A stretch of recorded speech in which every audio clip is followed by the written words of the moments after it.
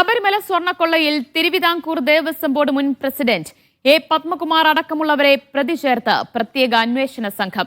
Board അംഗങ്ങളുടെ അറിവോടെയാണ് പാളികൾ ഇളക്കി മാറ്റിക്കൊണ്ടുപോയതെന്ന് എഫ്ഐആറിൽ വ്യക്തമാക്കുന്നു. നിയമവിരുദ്ധമായി ഒന്നും ചെയ്തിട്ടില്ലെന്ന് എ പത്മകുമാർ പറഞ്ഞു. സന്നിധാനത്തെത്തിയ പ്രത്യേക അന്വേഷണ സംഘത്തിന് ദേവസ്വം വിജിലൻസ് പിടിച്ചെടുത്ത രേഖകൾ കൈമാറി. ശ്രീകോവിലിലെ കട്ടിളപ്പാളിയിലെ സ്വർണം തട്ടിയെടുത്ത കേസിലാണ് ബോർഡ് അംഗങ്ങളെ പ്രത്യേക അന്വേഷണ സംഘം പ്രതി ചേർത്തത്.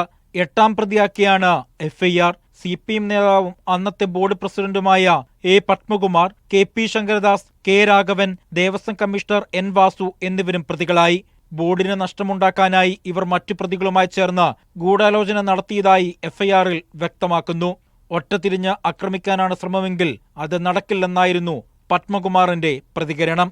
എന്നെ ഒറ്റതിരിച്ചാക്രമിക്കാനാണ് ശ്രമിക്കുന്നതെങ്കിൽ ഒറ്റതിരിച്ചാക്രമിച്ച് കീഴ്പ്പെടുത്താൻ ഒക്കില്ല. നിയമവിരുദ്ധമായി ഞാനൊന്നും ചെയ്തിട്ടില്ല. 2019 ദേവസ്വം കമ്മീഷണർ എന്ന നിലയിലാണ് മുൻ ബോർഡ് പ്രസിഡന്റ് കൂടിയായ N വാസുവിനെ 3ാം പ്രതിയാക്കിയിരിക്കുന്നത്.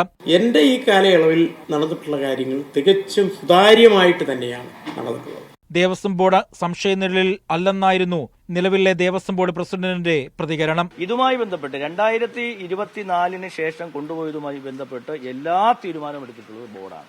ഉണ്ണികൃഷ്ണൻ പോറ്റിയുടെ നിർദ്ദേശപ്രകാരം സ്മാർട്ട് ക്രിയേഷനിൽ നിന്ന് സ്വർണം ഏറ്റുവാങ്ങിയ കൽപേഷാണ് കേസിലെ 2ാം പ്രതി. അന്വേഷണത്തിന്റെ ഭാഗമായി SIT സംഘം ചെന്നൈയിലെ സ്മാർട്ട് ക്രിയേഷനിലെത്തി പരിശോധന നടത്തി.